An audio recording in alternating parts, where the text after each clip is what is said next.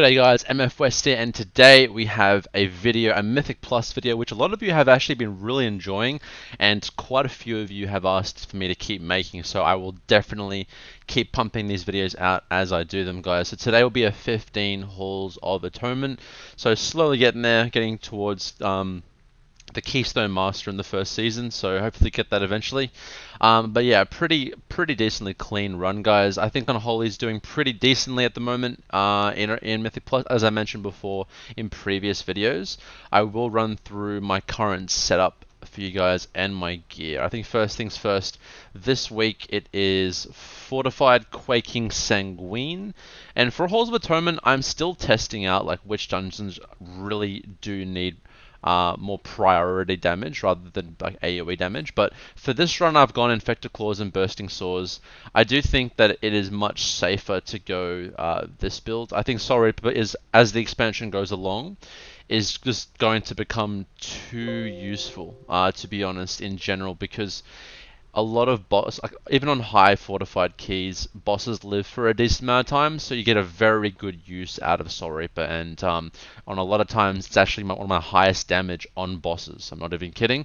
So yeah, Soul Reaper is really strong. It's a bit of a toss up between Soul Reaper and Pestilent Pustules, but yeah, maybe in like a teaming dungeon you have to take Pestilent Pustules, but yeah, Pustules, sorry.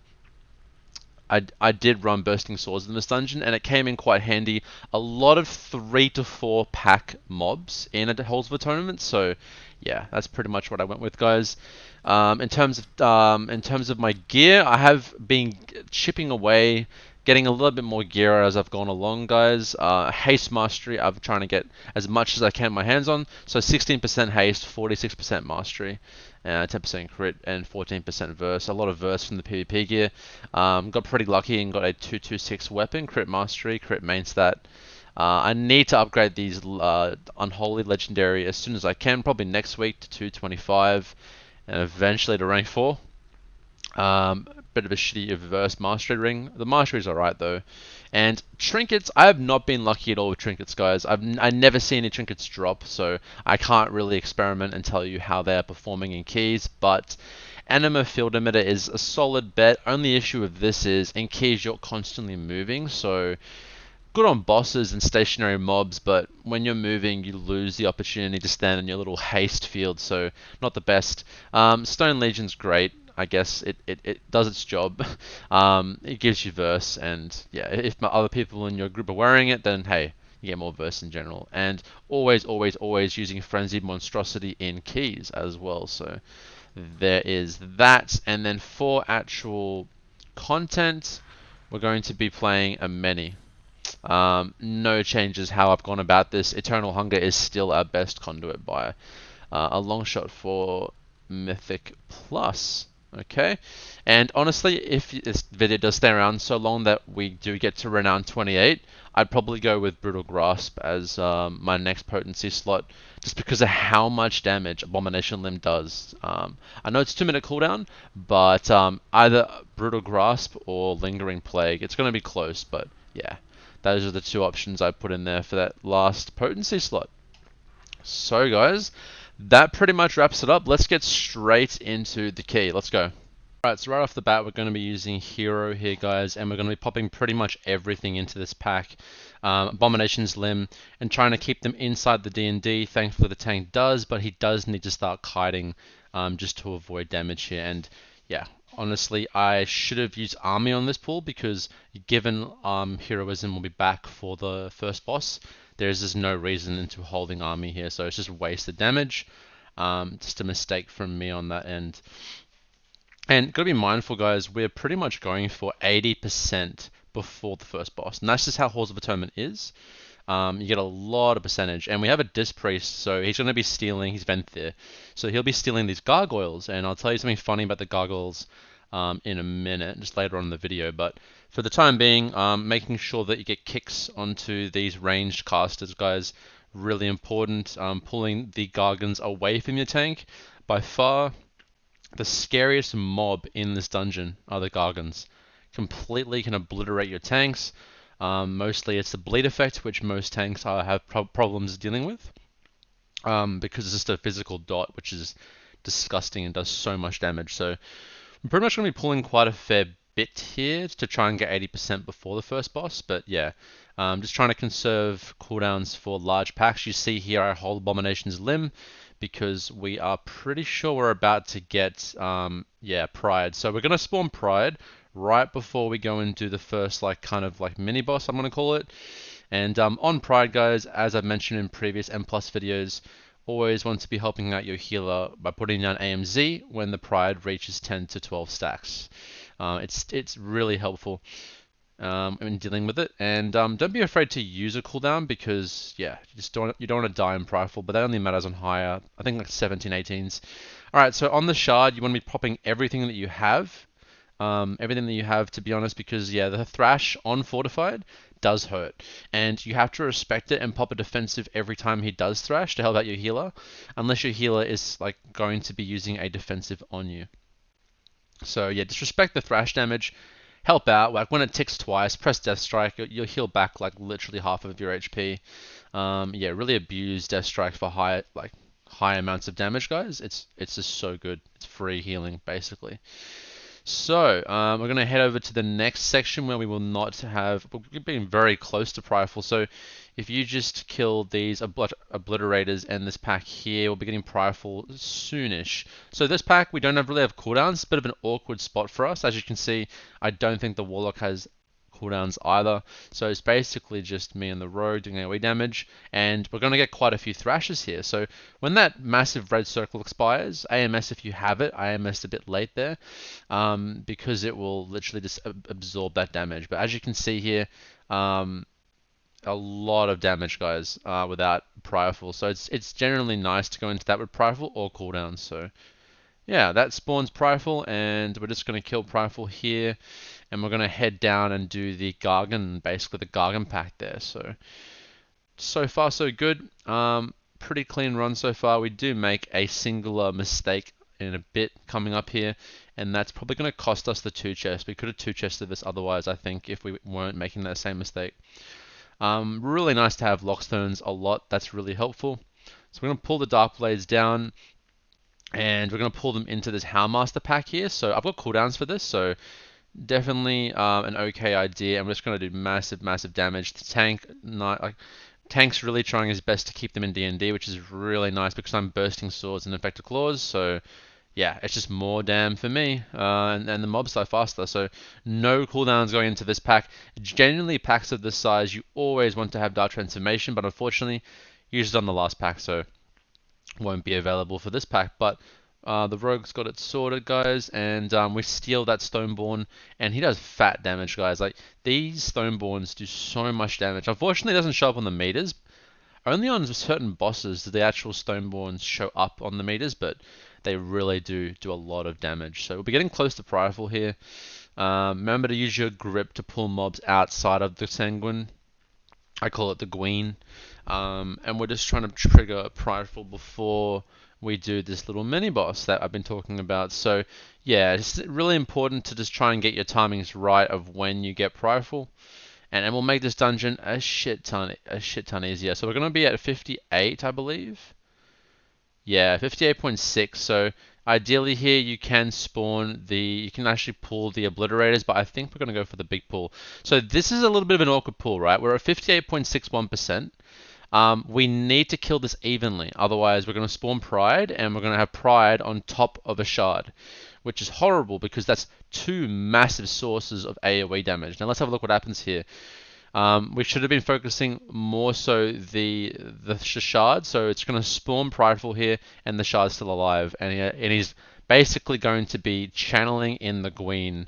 And unfortunately, he's going to heal here when the mob dies, and he decides to just sit there. He would have died, we would have been fine, but he decided to do the channel into a pool of Sanguine, and that's just a rip there. So we wipe there, unfortunately. We lose about 5 or 6 minutes of time here with the death timers and whatnot. But yeah, we're just going to play it safe, go back, kill pull the Pride by itself, and then kill the Shard.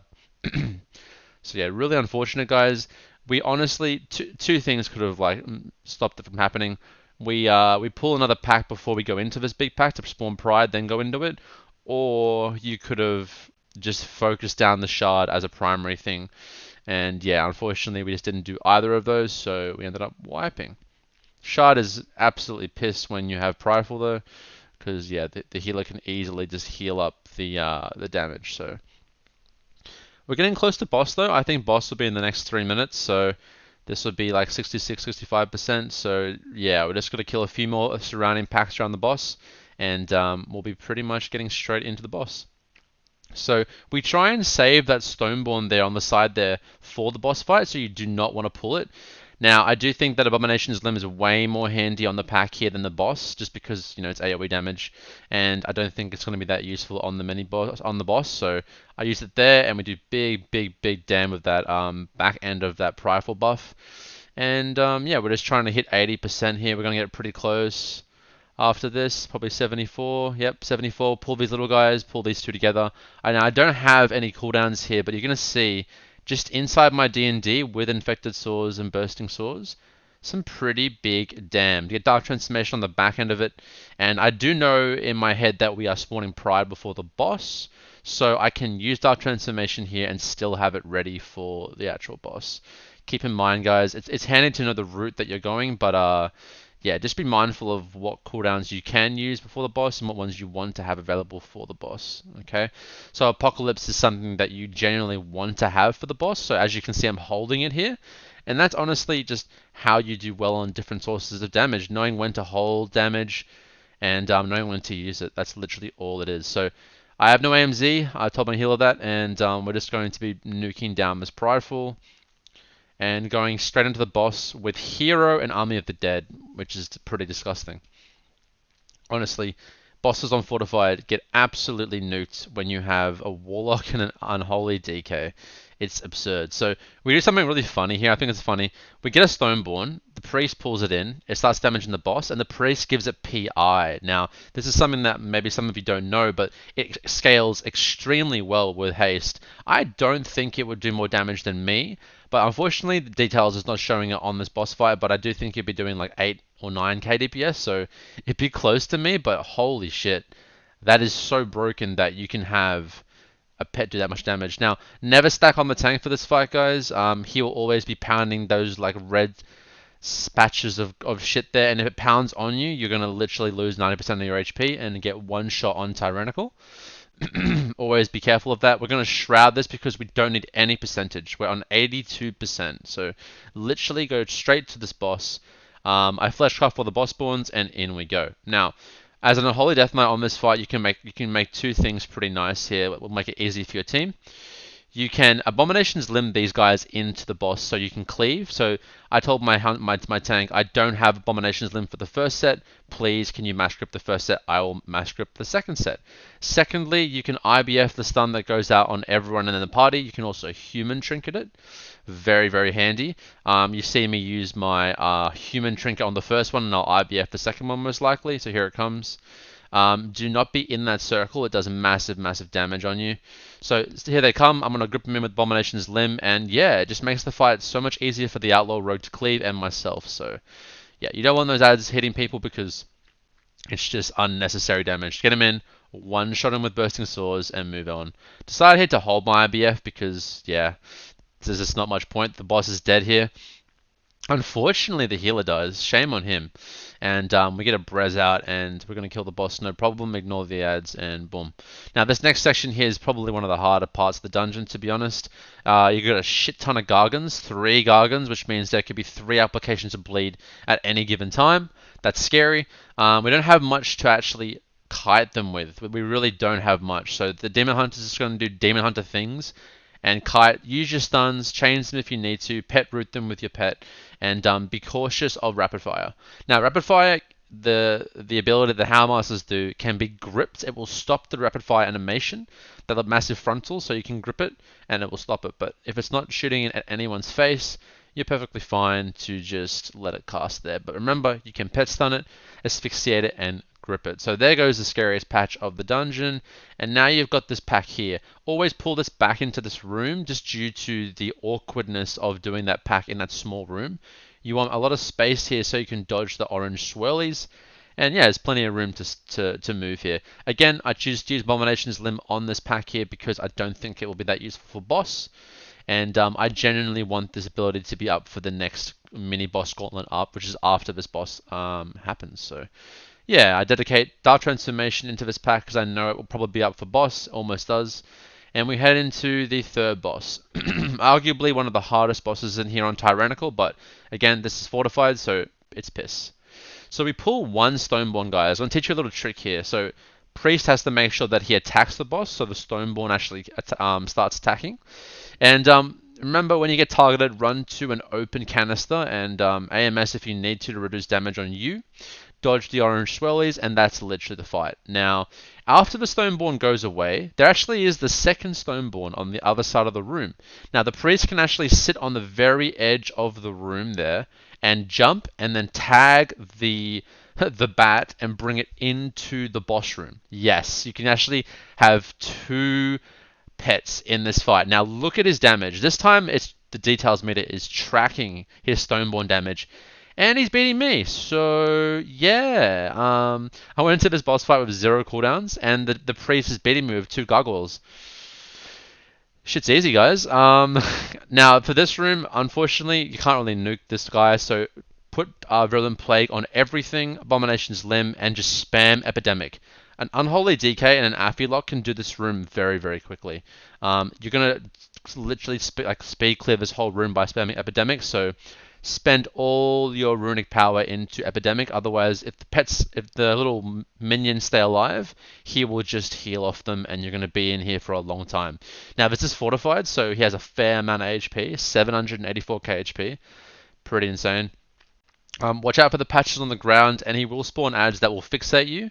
You can stun them, as you can see there. I stunned that little envy one there that's targeting me, and just be careful. They do auto attack you and do damage. So yeah, after all the ads are dead, you're free to smash the boss's head in. And this guy's worth 7%, so you can spawn. You can spawn the Pride off this, and it's happy days. You have Pride going into the last boss. It's perfect. It's perfect. Yeah, honestly, really, really chill dungeon on this week's effects. Is arguably one of the easiest weeks you can possibly do this on Fortified. I think, other than the Gargons in this dungeon, there really isn't anything scary that's that scary in Halls of Atonement. Just the Gargons, literally. That's it. I tell the healer I'm holding AMZ here for the boss, and you'll see what I mean by that. I'll explain what we use AMZ for on the boss. So we have Lust in 20 seconds, so we're going to Lust the back end of the fight, which is fine, but we have Prideful for 54 seconds. So pop everything here, go in ham. Now, when these statues do this, as you can see, the Rogami gets smacked there. That was really bad from our part. The statues face the direction they're going, so honestly, just move out. Don't risk it like the Rogan I did there. That was very stupid. Also, for Onslaught, I run out, and then you want to actually choose a position and soak it. So I tell the healer, let me AMZ this first section, and then Death Strike every 2 ticks of the ritual to heal up. And your healer will love you, pretty much. Second, but he actually does this again straight away because we're phasing him so fast. So that's 2 soaks back to back. Now this is going to be the healer's cooldowns, and it's honestly a piss easy boss when you're coordinating defensive cooldowns like that, guys. You can AMS it at its application as well, which is amazing. And down goes the boss, and there's the key. I get a 210 Haste Mastery Gem Slot Helm, which is actually an upgrade, guys. So very, very lucky to get a piece of gear from Mythic Plus, let alone an upgrade. So there you have it, guys. Thank you very much for watching. I hope you guys continue to love watching these series. A lot of you really like watching these series, so I will continue posting them if you guys really like it. If you really did enjoy the video, give it a thumbs up, and be sure to follow me on social media at MFWestWow on Facebook and Twitter. Stay unholy, guys, and have an awesome day. See ya.